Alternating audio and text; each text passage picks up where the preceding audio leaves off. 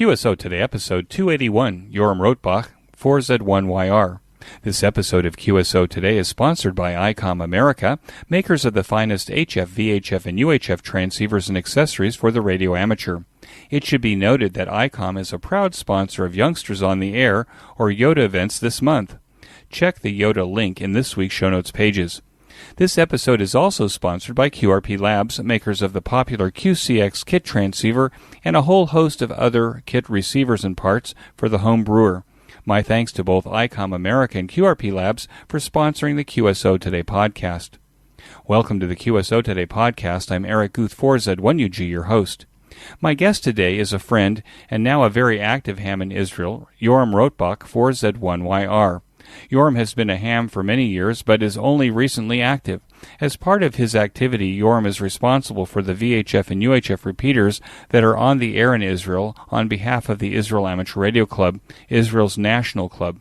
Yoram is a project ham. These projects include DMR, Brandmeister, microwave linking, including mesh networking, satellite communications, and repeater networks. I have heard people say that if you want to get stuff done, give it to a busy person. Yoram is that guy. 4Z1YR, this is Eric, 4Z1UG. Are you there, Yoram? Hi, Eric. Yes, I'm here. How are you? I'm good, Yoram. Thanks for joining me on the QSO Today podcast. Can we start at the beginning of your ham radio story? When and how did it start for you? Sure. So, the very early beginning, it was early 70s. I remember I was walking with my mom during the town that I used to live back then, and there was a ham radio club. And I remember my mother saying, well, when you grow up, I hope you will be a radio operator so you can help me talk to my sister in France. So this was the first time I heard about ham radio. Of course, I was quite young, but at those years, I was pretty much interested in electronics and science, everything. So my father, he used to work in a power station, so he was an electrician. And my grandfather, he used to, as a hobby, fix radios. He was, a maker of those days. So I got interested in radio and electronics. So I watched them, do their things with electronics. And of course, I got interested. And I remember that the toys that I used to play with were actually like home labs, something like 100 electronics tests and projects you can do with various components like resistors and transistors. So yes, I remember building my first crystal radio set and listening to a very powerful AM station using just a crystal and a coil and a long wire, of course. So let's put the listeners where you are right now, because I think your 4Z1 call sign should give you away that you're here in Israel with me. You're a friend, so we see each other frequently, as hams do. But where was the hometown when you grew up? What was the setting?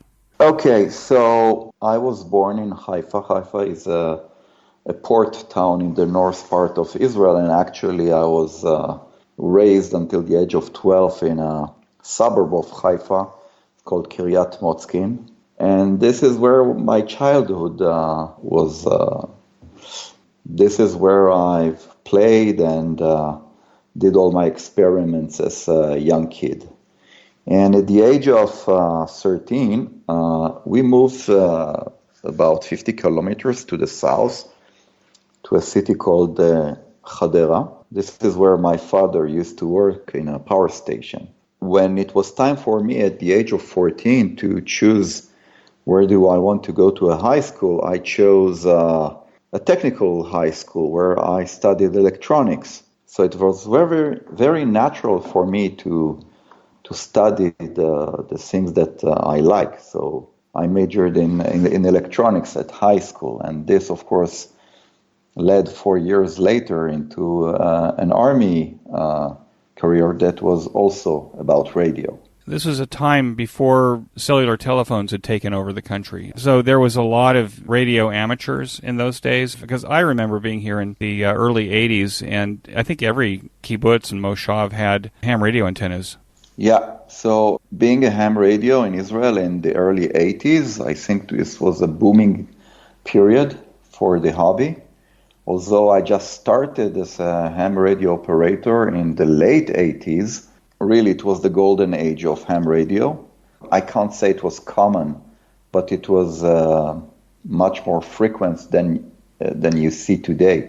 Part of that was, as I recall in those days, not everybody could get a phone. Yeah. And if you got a phone, you had to wait a long time for the phone. The phone was part of a national company called Bezik. It's still called Bezik. And I believe also that it was a way, if you, like your mother said, to talk to a relative out of the country. Ham radio was kind of the way to do the long-distance call. Yes, there are a lot of stories of people using radio operators, ham radio operators in the US, in South America, Europe, to either talk directly to their relatives or pass news of the family. Yeah, it was quite common. Actually, in the first Lebanese war in 1982, ham radio operators were helped soldiers across the border pass news to their families that they're all right and well. So, yes, it was a good time for amateur radio back then. Now, did your high school have an amateur radio club? Not that I recall. No, they didn't. Actually, I became aware of ham radio only when I started my military service in 1986. Can you talk about what you did in the military? Sure. So when I went to the officer that the first day that I was recruited to the army, he asked me, of course, what did you do at high school? Then I said, well, I've learned electronics. And then he said, you know what? Would you like to be an electronics technician at the Signal Corps? I said, yeah, sure, why not? When I went to the Signal Corps headquarters, they said that they have set a special position for me. And apparently it was fixing high-power HF amplifiers made by Collins. This is where I first learned about radio frequency, building a transmitter and building a receiver and fixing those. And naturally, these were tube-based. Yes, I know about tubes and transistors, and it was fun at the age of 18 and something, learning about all this new stuff. And then when I was stationed in a place where I was supposed to do my job as fixing transmitters, surprise, surprise, about half of the soldiers there were radio amateurs. So they were using, illegally of course, some of the equipment to make long-distance HF calls using directional antennas and high-powered transmitters. So I got hooked. And then one of the radio amateurs there, he said, why don't you become a radio amateur? And I said, okay, how do you become a radio amateur? And he said, well, there is a club station in Tel Aviv. This club station, the call sign was 4X4HQ. They have courses how to become a radio amateur. I went there and I signed. This is how I actually started being a ham radio, by taking the course in 4X4HQ. Now, 4X4HQ was in a pretty prestigious location at the time, right? Yes, it was the center of Tel Aviv. This was a youth club. It was called Bikurei Ha'itim. Ah, okay. This place was where the Tel Aviv city had a lot of various courses, and you can even learn ballet at that location. It was like a community center. Yeah, a community center where you could do all sorts of things like arts and painting and dancing and ham radio. So they had a ham radio club. And I remember that I joined. I was, coming late at evening, with my military uniform. Most of the students there, they were younger than me. And I remember that most of them came with their parents because one of the parents was ham radio, of course, so they wanted to bring this to the next generation. And the funny thing is that 30 years later, I still meet those people that used to take the course with me, and I meet their parents, which, are quite old by now, of course, but it's funny how things turn around. So what year did you get your first license? And did you actually go through the ranks, start at the Class D or Class E license, and then work your way up? Okay, so my first license, I was first licensed, I believe it was mid-1987. And then the grades at that time were C, B, and A, where C is the novice. So for the novice, of course, we had to learn some electronics, some communication, of course, all the Q codes. Let's not forget, it was the Morse. So I learned how to Morse, to send and receive Morse at about 6 words per minute. This was the requirement back then, and I remember my test. It was quite easy to pass the electronics part, the communication, but the Morse was quite challenging for me. So I remember being very nervous before taking the exam, but luckily I did well, and I was given a license, a novice license, and my first call sign was 4Z9DEA, 4 Zulu 9 Delta Echo Alpha. This is my first call sign in 1987. Now, you're still in the Army, and you were going home perhaps not every weekend, but on some weekends. Did you build a ham radio station at your house? No, I did not. What I did is, and I hope I'm getting this right, I wanted to, at that time, Class C, which was my license, was allowed me to do Morse digital communication on the 10-meter band. That's it. It's what was allowed back then. And digital communication back then would have been what, RTTY? Yeah, RTTY. So I remember one day taking my 8-bit computer, which was a Dragon 32.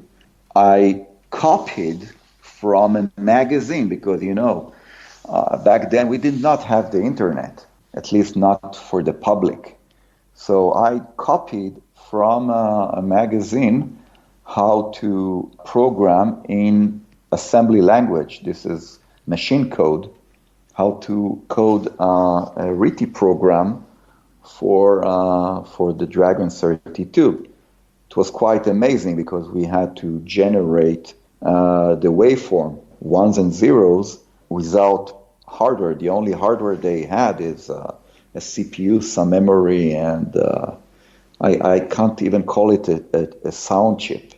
But this machine generated sound, and I remember connecting it to some of the equipment in the base where I was stationed, and using this to do some RTTY QSOs with Japan, North America, etc. It was quite fun. And then I was studying for my general level, Class B. And at that time, it was like something like 12 or 13 words per minute, and slightly more knowledge in electronics and communication. And I studied for about 6 months, and on the day that I was supposed to take the exam, I was asked to go to an officer school in the Army. So I didn't take the exam. At that point in time, everything stopped because I was in a course for almost a year, learning how to be a signal corps officer. Of course, this was a start of a military career. Radio amateur went aside. And now this message from ICOM America. Wish it, wrap it, gift it. These are the code words to your XYL or significant other to get the holiday gift of an ICOM transceiver to meet your ham radio goals in the coming year. ICOM offers a variety of high-performance and innovative products, so make the most of the holiday season with one of these ICOMs today. 'Tis the season to give your favorite ham the SDR they really want, and that's the ICOM IC7610. This high-performance SDR has the ability to pick out the faintest of signals even in the presence of stronger adjacent signals. The ICOM IC7610 is a direct sampling software-defined radio, or SDR, that will change the world's definition of an SDR transceiver. It is exactly the right rig for DXing, contesting, and rag chewing. Its features include RF direct sampling system, 110 dB RMDR, independent dual receivers allowing you to listen in two places at once, and dual Digicell. The ICOM IC7300 has changed the definition of an entry-level HF transceiver. This compact footprint also includes RF direct sampling, 15 discrete bandpass filters, a large 4.3-inch touchscreen, and a real-time spectrum scope or pan adapter. I have the IC7300 in my ham shack and love being able to see the activity in the bands as I'm tuning. Finally, the IC9700 is ICOM's latest entry in the VHF and UHF amateur transceiver market. The IC9700 should be at the top of every ham's wish list this holiday season, especially if EME or moon bounce or meteor scatter operation will be one of your New Year's resolutions. This all-mode transceiver works in the 2-meter, 70-centimeter, and 23-centimeter bands. Keep your competitive contesting edge with the faster processors, higher input gain, higher display resolution, and a cleaner signal. ICOM IC9700 is the pinnacle of perfection. Features include a 4.3-inch touchscreen color TFT LCD display, dual watch operation and full duplex operation in satellite mode, real-time high-spectrum scope and waterfall display, voice recording playback function with an SD memory card, and it has the same form factor as the IC7300 and will look beautiful next to any of your new ICOM rigs. Wish it, wrap it, gift it are the code words that I use when I open this message from ICOM. However, if subtle hints or leaving ham radio magazines open to ICOM full-page ads are not having the desired effect, then just tell your significant other that you are pining after a new ICOM rig. You know where the nearest ICOM dealer is, and you will save the trouble of wrapping it and gifting it. And when you buy that new ICOM holiday rig, be sure to tell your ICOM dealer that you heard about it here on the QSO Today podcast. Fa la la la la la la la la. And now back to our program. Could you explain a little bit about how the military works, the compulsory part of military service, and then the idea of signing KEVA or, extending your career? Could you talk a little bit about how that works? Yeah, sure. So by law, every boy and girl at the age of 18 are recruited, enlisted, drafted, you call it what you like, to the Army. This is compulsory, and at least at that time, men were supposed to serve for 36 months, women for 24 months. Today it's slightly different, so they lowered the requirement by several months, but the idea is the same. So when you join the Army decides for you based on various factors like your what you study, where you live, and all sorts of parameters, what would be the best fit between the new soldier and the system. So some go to be a pilot, some go to the Signal Corps, some go to the Navy, and some go to be cooks, to prepare meals. So, and they do this for 3 years. The salary is very minimal. Most of them go to see their families every couple of weeks. And after 36 months, you're discharged. You start your civilian life. And most young Israelis, they go do the big trip. They either go to South America or the Far East, etc. I chose a different path, and after I finished my three years, I decided to stay in the Army as a career officer. From there, you serve your country.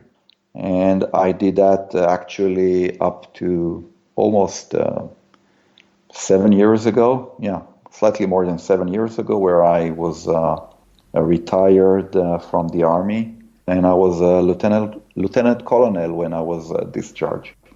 So I had a long career in the Signal Corps. So how many years is that? Is that like 20 years? Nearly 27. Wow. Yeah.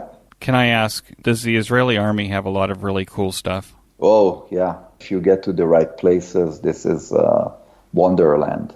So there are few well-known Israeli units that are dealing with very high tech. They're doing stuff on the brink of, the imagination is your only limit. And a lot of the Israeli startup nation, actually, the people come from those units because they are given the resources and the challenges that develop them in a way that when they go out from the army and they start their own startups, they do wonderful things. They often take their buddies with them, who they served with. Yes, they do. So they have a very strong networking. Actually, it's a challenge for the Israeli military to retain those wonderful people because, of course, the military cannot compete with the salaries of the commercial world. So they try to keep people by giving them very interesting and challenging stuff to do. Do you have any regrets? No. It's the most interesting stuff in the world, I would think, or pretty much. Yeah. So then how did you get back into amateur radio after spending 27 years in the military? Okay, so I did not disconnect completely from ham radio, from radio amateur entirely through these years. I kept it on a very low key. I was a member of the ARRL, so basically this for me was getting QST. So I really enjoyed reading QST. Every month I was waiting for it to appear in my mailbox. Of course, today it's all digital and I read it through my iPad, but back then it was really... I really enjoyed reading QST every month, so I kept in touch. And I have tons of QST magazines, on my on my shelves. About 1993 or 1994, that I became aware of new things in radio amateur and ham radio, which is the satellites, the CubeSats.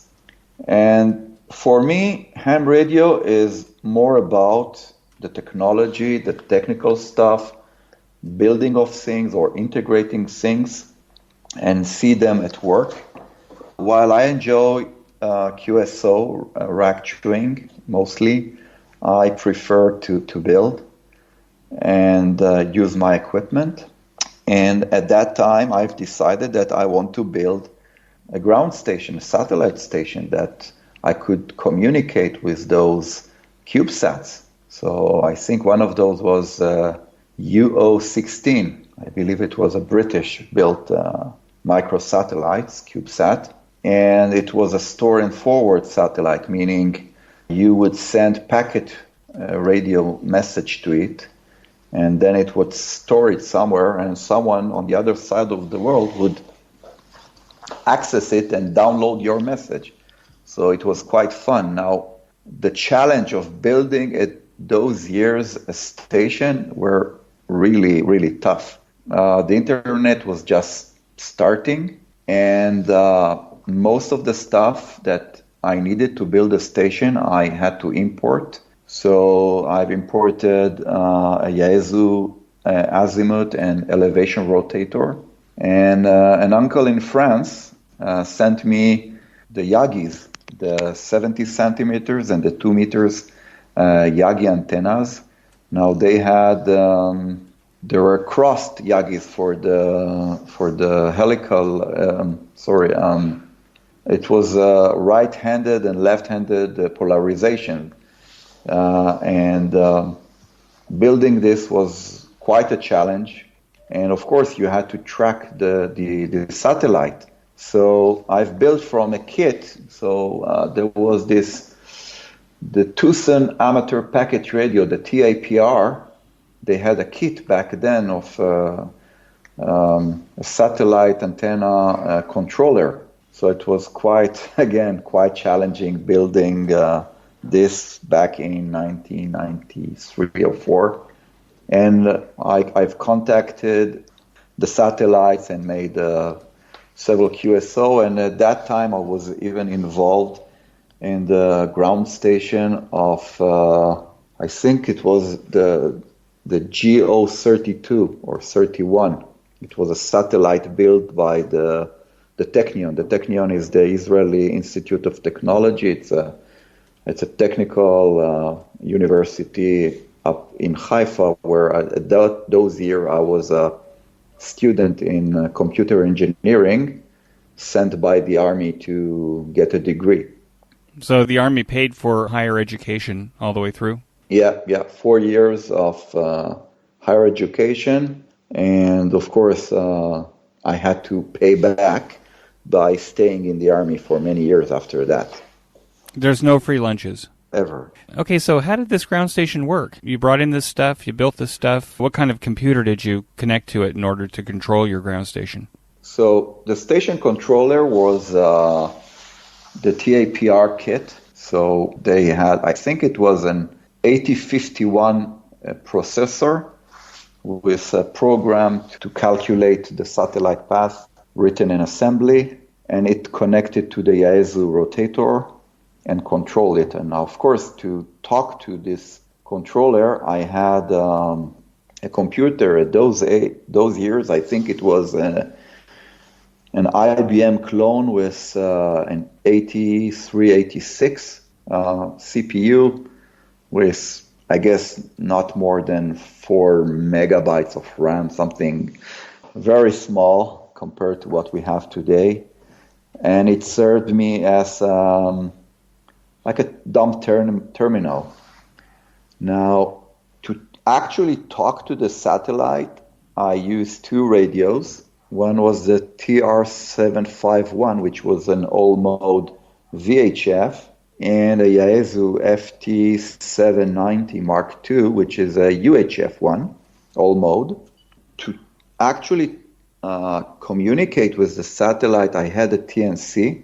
This was an MFJ, I believe it was a 1278. This was an all-mode TNC, where I enhanced it by building 9600 bit per second modem, because this was the modulation that was used to communicate with this satellite.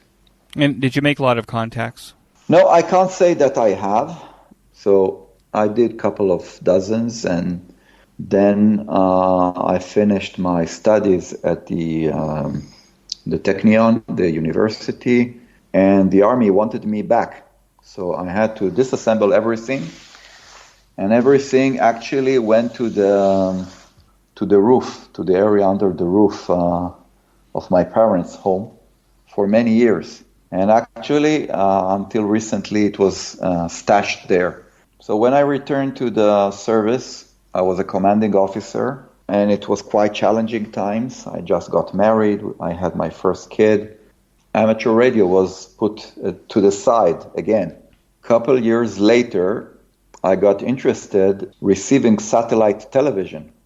So not quite radio amateur, but nevertheless, it was communicating and setting up large dishes and getting those signals. This was fascinating for me. So for me, it's more about the technical part, getting the signals, talking to the satellite, rather than having a lot of QSOs in my logbook. Now, you have a recent satellite project. What was that? So like many, I don't know if many, but quite few radio amateurs here in Israel, and of course it started in Europe. There is a nice geostationary satellite. It's called QO100, and this is a radio amateur payload on top of a commercial satellite launched by Qatar. So Qatar is a country, of course, in the Middle East, and they've launched a satellite, a commercial satellite for TV broadcast, and with the German Radio Amateur Satellite Association, AMSAT DL, they had a cooperation where they put an amateur radio transponder on this satellite. So today, many ham radios operator in Europe and Brazil to Thailand, because this is the coverage of the satellite, are building ground stations to actually communicate via this satellite. So there are two transponders. One is a narrow band where you can communicate using SSB and CW, and the other one is a wideband transponder where less, of course, ham radio operators are actually transmitting video, like digital video broadcast, DVB standard. So I'm currently building this ground station. I had several QSO in narrowband, and now my next challenge is building a station for video. Now this is a different challenge because you need quite powerful signal to get up there. This means putting like 100 watts on 2.4 gigahertz, which is quite a challenge. So this is what I'm doing today with satellites. Let me take a quick break here to tell you about my favorite amateur radio audio podcast, the Ham Radio Workbench podcast with George, KG6VU, and Jeremy, KF7IJZ, where they pursue topics, technology, and projects on their ham radio workbenches every 2 weeks. George and Jeremy document their projects and make circuit boards available for sale to their listeners. They have interesting guests and go in deep. Even if you're a seasoned ham radio builder or just getting started, be sure to join George and Jeremy for the Ham Radio Workbench podcast. Use the link on this week's show notes page by clicking on the image. And now back to our QSO today. Now, it's my understanding that hams that are getting on this is also called the S-Hale satellite as well, that they're doing it quite successfully in the narrowband portion of the satellite with a 3-foot dish, kind of a standard satellite TV dish that would be used for digital satellite communications. To send video with 100 watts, are you still talking a 3-foot dish, or are you talking about something bigger? So it's a balance between how powerful is your signal and how big is your dish. So of course, if you have a bigger dish, you can have a smaller power amplifier. But there are quite few ham radio operators that are sending video that have smaller dishes, like 1.2 meters, like 3 to 4 foot dishes, but they're putting sometimes like 100, 150, and even 200 watts at 2.4 gigs. So I have, from my satellite receiving days, I have a 6-foot dish, which is a KU band 6-foot dish, which I was recently planning to throw away, and then the Oscar satellite came, and then I said, why not use this satellite to send video, because my narrowband setup is using a smaller dish. But for the video, I'm trying to use the bigger dish. It's a prime focus and not an offset dish. I hope it will help me put a decent signal on the satellite. You are now the repeater tzar for the Israel Amateur Radio Club. The Israel Amateur Radio Club is kind of the ARRL of Israel. What is the responsibility that you have now with the Amateur Radio Club, and what's happening in Israel within that regard? Okay, so to answer this question, I have to give you some background. So when I retired the Army in 1912, again, the IARC, the Israel Amateur Radio Club, had a course for general class license. So I said, well, I put this off for so many years, so let's do it now. And I took the course, and I got a new call sign. It was 4 Zulu 5 Yankee Romeo. And then I asked myself, okay, what do I do now? Back in those years, I got interested in digital voice. And at that time, I knew only about tzar. And of course, there was no tzar infrastructure in Israel. And I said, so if no one is doing digital voice, let me be the first. So I went to one of the most known ham radio stores in the US, and I've bought me an ICOM ID51 D-Star radio. And at that time, there was DV Mega. DV Mega is a tiny hotspot to connect to the network. So my first attempt at digital radio was on D-Start using a hotspot. There was no other infrastructure. And I remember going to some field days demonstrating this new technology, and people got interested. And I think a year later, DMR started popping up. At first, of course, I didn't know what DMR was, and I started Googling it and reading a lot about it and seeing YouTube videos. And then I discovered that my hotspot, my DV Mega hotspot can do DMR. So I got me a DMR radio. This was the Tytera MD380, which was a UHF DMR radio. To make a long story short, I understood that there is a possibility to build like a server that would serve the DMR network here in Israel. Now, the name of the network was Brandmeister, and many people know this today, but back then it was not that known.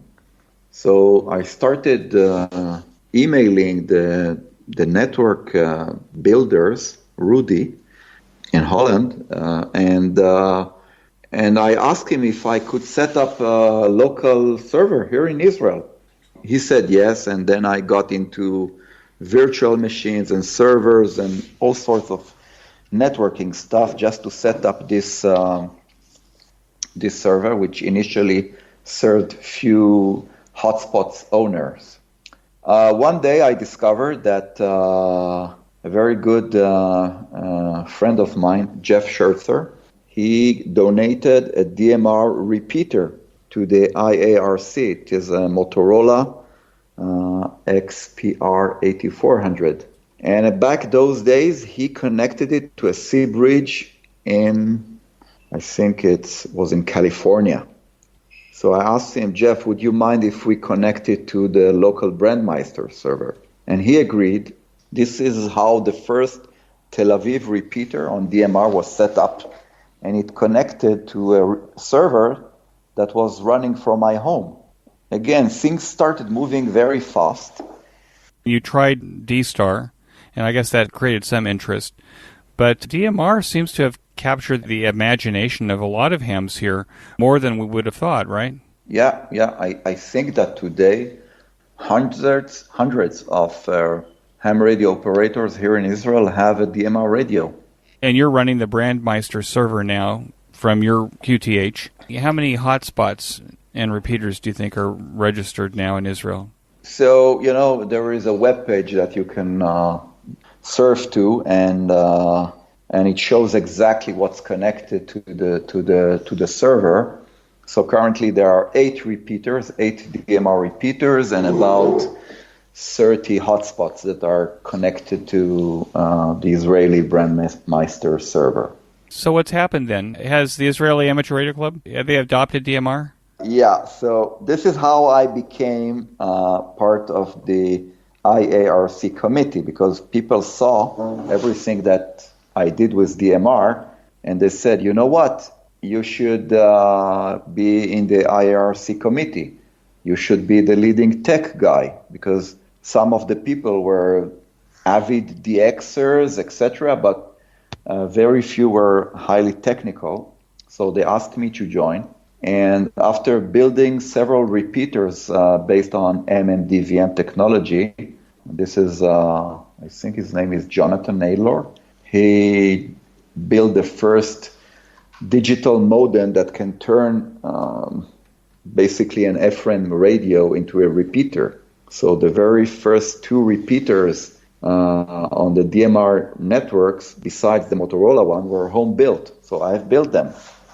And this is how I got a ticket into the IARC committee. I was elected, and for almost 2 years, I've been leading the repeaters and digital committee in the IARC. What kind of infrastructure do we now have that we didn't have before? Okay, so for many years, Israel had a strong network of FM repeaters on VHF and several repeaters on UHF. Those repeaters spanned from the north to the south. And for many years, though, this network served the community quite well. This repeater network was built due to the very good relationship back then that the IARC had with Motorola. Motorola was very strong in Israel those days in two-way radio. And even a certain point in time, the IRC office was at one of the buildings of Motorola. And Motorola donated a lot of equipment, used repeaters like MSR 2000 and MSF 5000 for UHF. And they even allowed us to enter several of their repeater sites. So it was very good network, and this network was on VHF, and there were links in UHF. It was quite an amazing achievement back then. However, the years went by, and people start using repeaters less and less. And the internet and WhatsApp and everything. So naturally, this network deteriorated. While it kept working, some of the links didn't work, and some of the repeaters were not functioning very well. We decided that we need to actually refurbish or build from again and make it strong again. In addition to building a DMR network of repeaters, we have 8 repeaters from scratch, we started renovating the VHF network. This started by decommissioning the old Motorola repeaters and replacing them with more accessible equipment from Vertex and ICOM. But the biggest change to the VHF network, the analog one, started recently by introducing All-Star technology. So using an All-Star node, you can build a repeater because the All-Star node is a repeater controller. Recently, I was involved in interfacing All-Star nodes to those repeater from ICOM, Vertex, and even a Motorola Quantar recently. And the biggest and the strongest point of this technologies is the ability to link those repeater sites using TCP/IP. So if you have a network, and it doesn't matter if it's a cellular network or Arden or something like that, you can link those nodes. So today we have 4 repeaters which are already connected using All-Start in one big mesh. And the plan is to connect at least 4 more and have one big FM All-Star network across the country. So you could drive anywhere from Megiddo in the north to a lot in the south and be able to talk on the 2-meter repeater and talk to anybody else who happens to be on the 2-meter repeaters. Yeah. This increases the likelihood that you will get an answer to your call, because if you're calling on the Haifa repeater, which is already connected, and someone in the Tel Aviv repeater area or Jerusalem, and hopefully very soon in Eilat in the south, so you can have a QSO, which is, in the past it was much easier to have QSOs on the repeaters, but today it's harder. So we're making it easier for people to find someone to talk to. And now this message from QRP Labs. QRP Labs has shipped thousands of QCX QRP transceivers kits to date. The odds of working another QCX user gets better every day.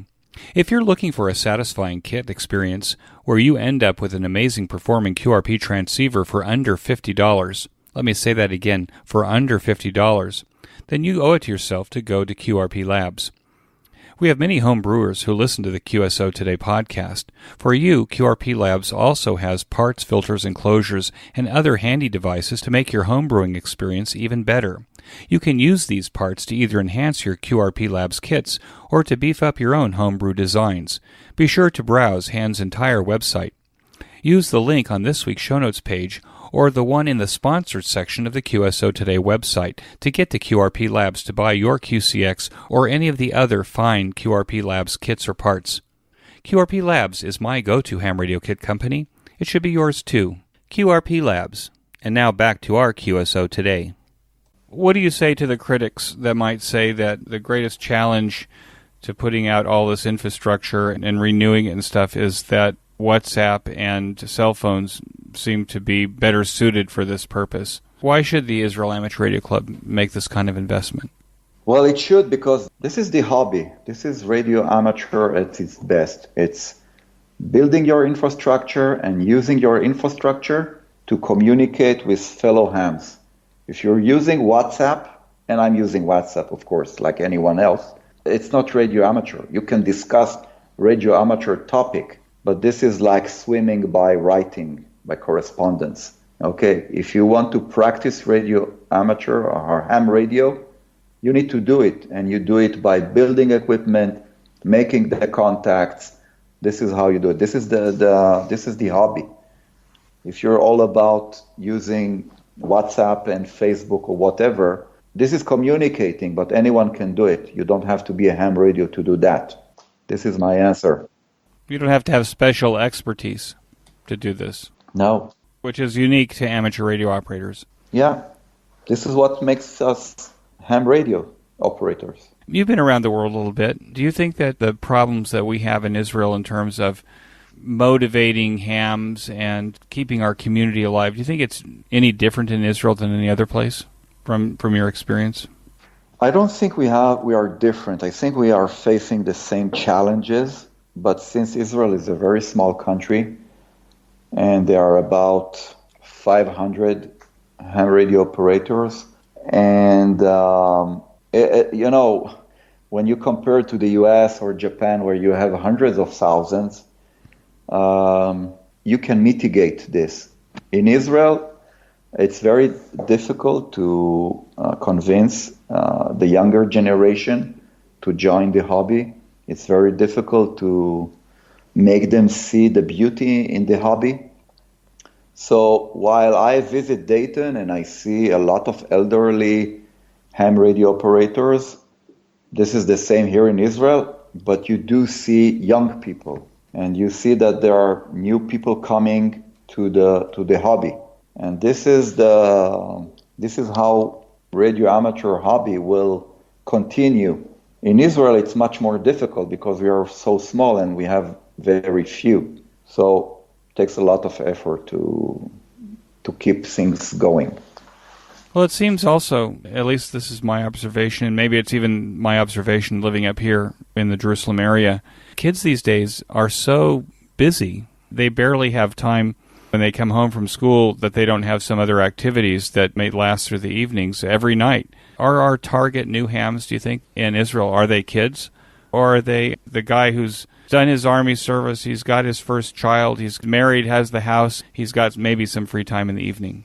So I think we should not let go of any opportunity, meaning, yes, it's easier to hook up someone which is in his 40s or 50s and they saw ham radio when they were kids and they got interested and it was their dream, and now that they have time, they want to become ham radio operators, and that's fine. This is how I returned to the hobby 7 years ago. But we still need the young people, the young generation. Now it's difficult, as you said. They have a lot of attractions, they have a lot of activities.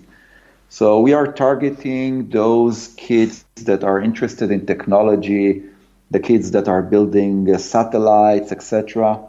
Those are the kids that will most likely go to the technological units in the Israeli Defense Forces.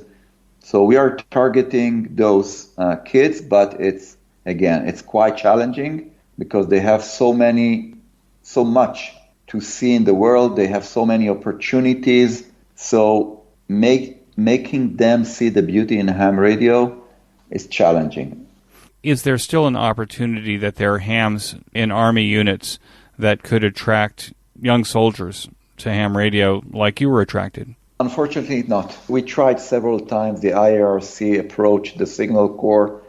We tried to revive some of the club stations that were at several bases, but unfortunately we could not progress.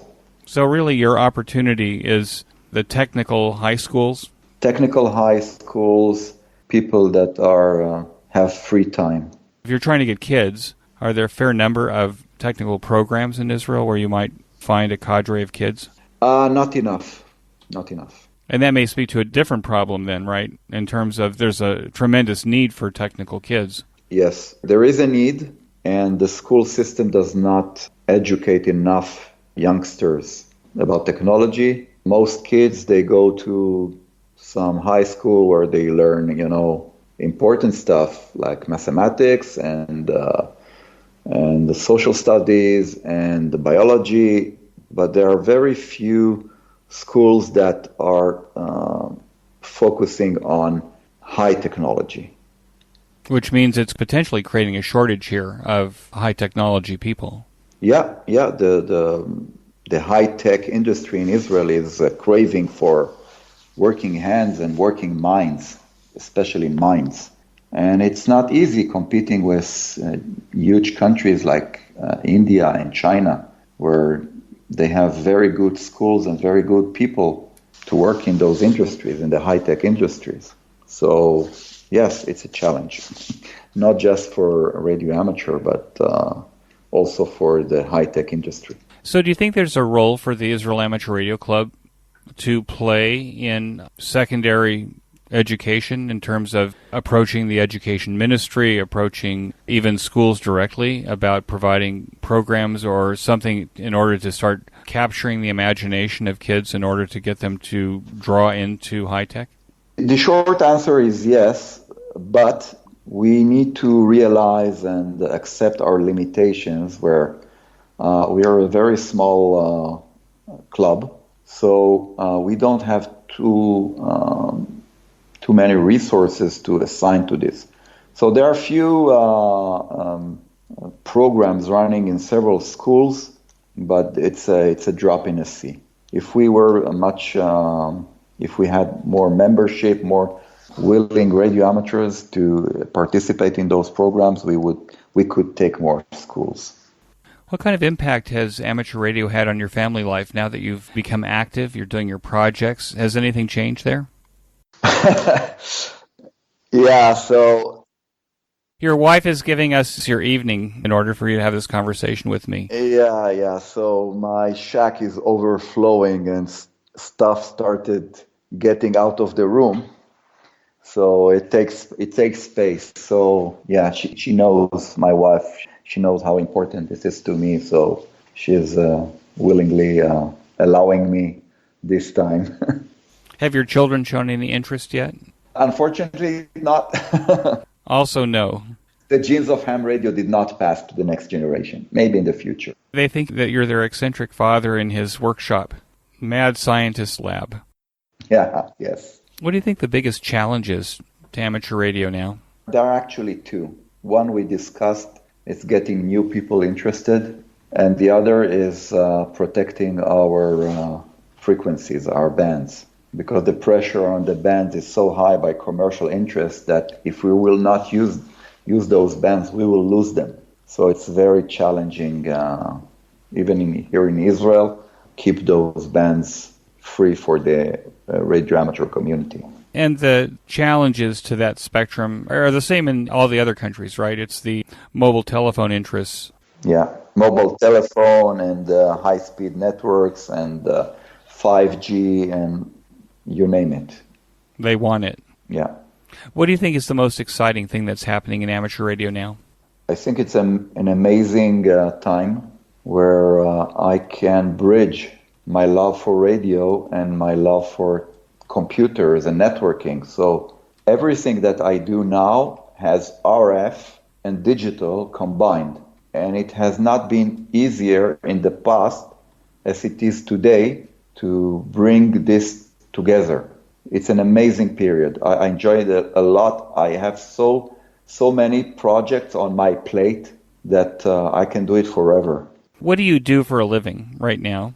So I work for a very large pharmaceutical company. I'm in the IT business for this company, and I'm actually the chief technology officer for this company.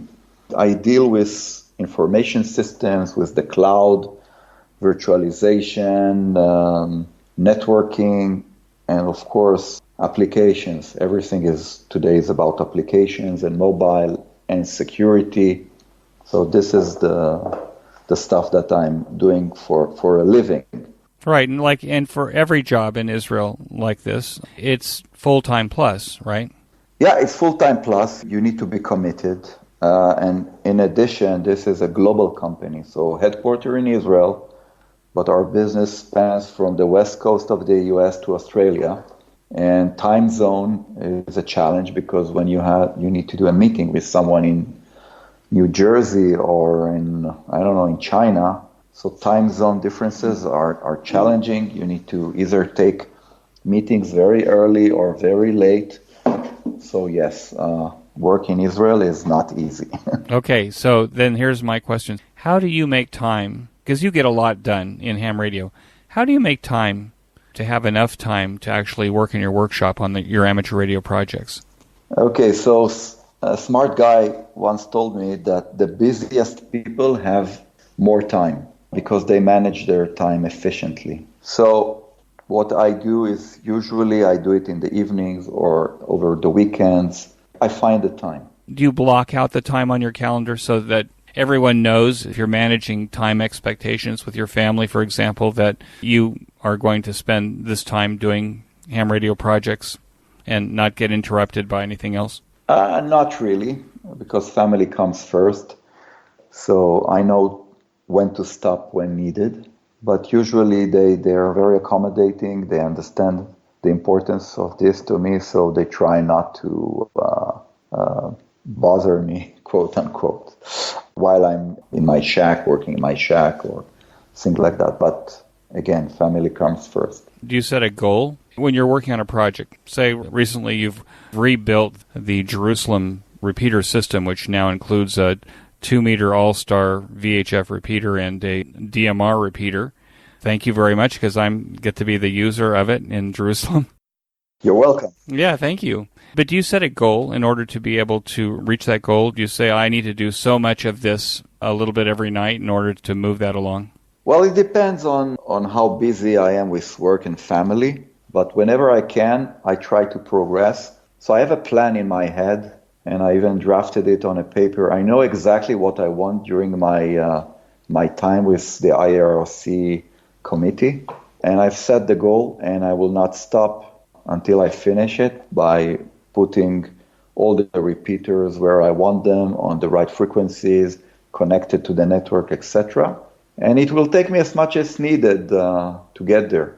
I'm doing it on my free time, and I'm highly committed to this goal. Now you're speaking to a global audience from a relatively small space in the world. What advice would you give to new or returning hams to the hobby? First, welcome back. This is an exciting period for radio amateurs. First, there's so much to do. There are so many faces to ham radio. So even in the past you did Morse, today you can do FT8, or you can work the satellite, or you can chase DX. There is so much to do. There are many hams like you that are willing to help you get back into the hobby. So don't be afraid to talk to other hams, share your experience and ask questions. There will always be people that will help you. Yoram, that's great advice, and I want to thank you so much for joining me on QSO today. I know we've talked about it for some time, and here you are, and I really appreciate it, and I think that this is a great opportunity for the listeners to every once in a while hear what we're doing here, to keep ourselves active and busy, and I'm really glad that you shared this time with me today. So thank you so much, and 73. Thank you, Eric. Thank you for having me on the QSO Today podcast. It's quite an honor. Thank you, and bye-bye, Eric. That concludes this episode of QSO Today. I hope that you enjoyed this QSO with Yoram. Please be sure to check out the show notes that include links and information about the topics that we discussed. Go to www.qsotoday.com and put in 4Z1YR in the search box at the top of the page. My thanks to both ICOM America and QRP Labs for their support of the QSO Today podcast. Please show your support of these fine sponsors by clicking on their links in the show notes pages, or when you make your purchases, that you say that you heard it here on QSO Today. You may notice that some of the episodes are transcribed into written text. If you'd like to sponsor this or any of the other episodes into written text, please contact me. Support the QSO Today podcast by first joining the QSO Today email list by pressing the subscribe buttons on the show notes pages. I will not spam you or share your email address with anyone. Become a listener sponsor monthly or annually by clicking on the sponsor buttons on the show notes page. I am grateful for any way that you show appreciation and support. It makes a big difference.